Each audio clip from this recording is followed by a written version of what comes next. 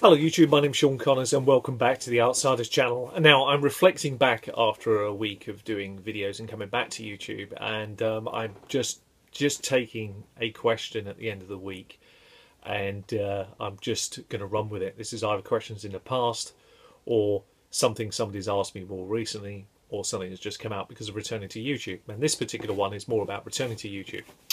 And the question is about designing role-playing games, and it was about what are the elements, do you think? What are the key elements to designing a good role-playing game? And that's what I'm going to try and do in these few minutes with you, to go over those elements, put it out there, and then see what you think. But if I was in your shoes, that is what I would look to do, and I'll try to quickly explain the reasons of each of the steps. So bear with me as we go in to each of those reasons. For me, the first step of any good role-playing game, any role-playing game that's going to become interesting, popular, a game to have, it's got to have wonder and fear. That's one of the most important ingredients in any great role-playing game. If you think about any of them, they have that in abundance. All the good games, all role-playing games actually have that by definition. And the reason they have it is because we're talking about worlds that we cannot possibly comprehend. They're different than our own. They have creatures that don't exist in our own world. That comes with a certain amount of fear, because we don't know what they're capable of doing. Are they friend? Are they foe? All those elements are in there, in wonder and fear. And as a games designer, as someone who wants to build a role-playing game, if that's your intent, then what you've got to do is you've got to remember that that is probably the most central part. That's why I put it at number one. The most central part to anything you do. It must have wonder and fear.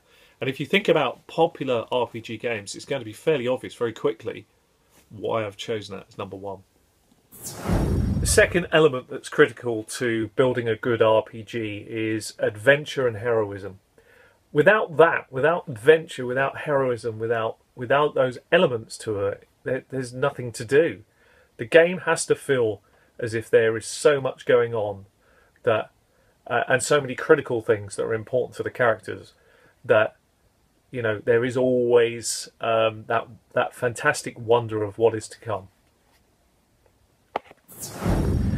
I think the third element that's critical, and these are all rated in order. You'll notice at the moment I've left role-playing out. I'm going to come to that in a moment, but I'll explain why it's left in the middle. The fourth element is problem solving. Problem solving is very, very important, because there's nothing better, in my view, there's nothing more immersive, there's nothing more interesting than the players who've problem solved their way out of a situation.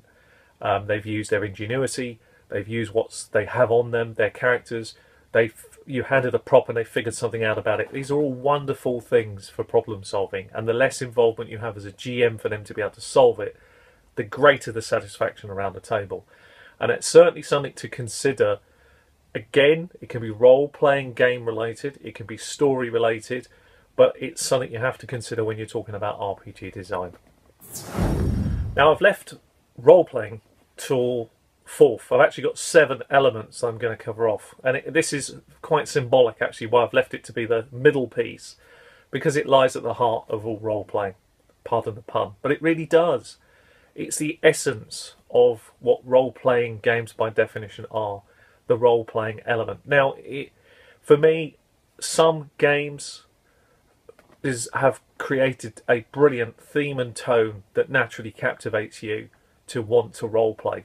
My favourite examples of this are Warhammer in all its versions. It just does. It just is brilliant for that. Vampire the Masquerade. There are many others, but there's just a few that really do. Oh, and I mustn't forget, very remiss of me if I do, The Ring of Fire and of Wood. If you've never heard of it, I might just leave a little link on here. Check it out. Great game. That captures theme and tone beautifully well. Very unique. So that's why it's symbolic. That's why it's in the middle. It could easily have been at the top of the list.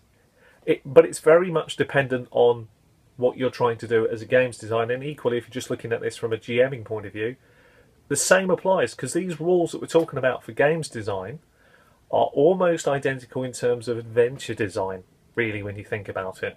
So it's very important that you give each credence and thought. The fifth element that I think is important for games design, and I'm going to keep reiterating as well, I think in general for when you're designing stories as well, is combat, conflict, combat and battle really. It's critical in any role-playing game, both lethal and non-lethal. I think that's important to stress, and good games designs understand that. One game that understood it incredibly well is Pendragon. I think they got the mix just right, because there's a lethal side to it, and equally there's the tournament, the knightly side, the prowess side of it. Brilliant, really brilliantly done. So certainly it was something to consider, and it should also be something you consider in your own games as well. Conflict also is one of those things where players really sparks the interest of a lot of groups. You know, conflict, an interesting situation, life and death, it really gets the blood going, the juices flowing, as it would do in a real event.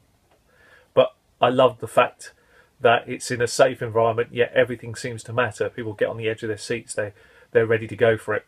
And it's certainly something you have to bear in mind. If a game has very little conflict, then I think whatever conflict it has to be really, really important. And if it has a lot of combat, then you've got to try and make sure that there is a lot of intrigue, a lot of roleplay. So these are the sort of things you have to consider when you weigh them up. Next, we talk about cooperation between the players as an element for designing role-playing games, and an element in storytelling in general, actually. You see, if you can have inter-character conflict before cooperation, you can have that as long as there's still cooperation. It's the classic Han Solo, Luke beginning. Yeah, you can have they don't like each other a lot or disrespect each other, but they still work together to fight off the TIE fighters. They still find a way to banter with each other. That's fantastic. That's what you're looking for when you're talking about cooperation and inter-party, a little bit of inter-party conflict. But I'm talking about Pacific cooperation. So when it becomes a hostile situation where people just, are aggressive to each other for really no reasons, or for rubbishy, for bad reasons, really. I'm not going to go into the semantics of it all here, really. Just realised an extra amendment as I was going off to do the final piece. It's just struck me, actually. Another thing important to role-playing games is there is a very fine balance for how many players work well for cooperation to exist. I think it's somewhere in a range of between 4 and 6 players, depending on the system. It's something to bear in mind, and some systems are developed around the 4 number /5. Some are developed for a little bit more. Have to think about that in adventure design as well, so I sort of just raised that. Finally, an area that I think is slowly being lost over time is enlightenment and what would you call it, education. Systems really should encourage this. Systems actually should encourage you to want to go and track down more resource, more information, more to read about it. They should want you to do that. That's quite important.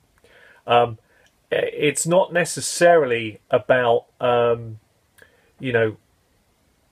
would you call it? It's not necessarily about becoming some sort of rules lawyer or something along those lines. No, it's about encouraging the GM or the player to want to, particularly the GM, to want to know more about a particular area, to want to know more about the history, to want to know or develop more about it themselves.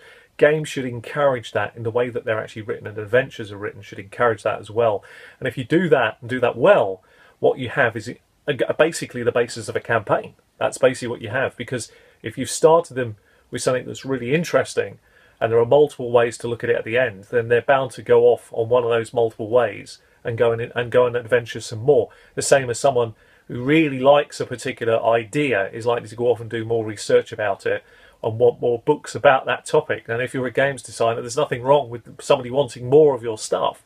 So you should always try to think about ways to encourage people to actually want to know more about the research. Some games do this brilliantly well, and others don't. A good example of a game that did it really well to make you want to go and learn more about the setting, I thought, was Harm Master, the original Harm Master. I'm not talking about the system, I'm talking about the world, brilliantly laid out, and that encouraged me to want to get more of the books and inspired me to do things a particular way going forward, which I've massively been influenced by, definitely after reading them. So have a think about those elements. And hey, what do you think? Anyway, thanks for watching. I've been Sean Connors. This has been the Outsiders channel, talking about 7 ways to build an RPG or an adventure, and throwing out there some of the ingredients, because they are ingredients, into the little melting pot that are required to make it all work. Anyway, take care of yourselves. Thanks for a great week on YouTube. See you all soon. Bye-bye.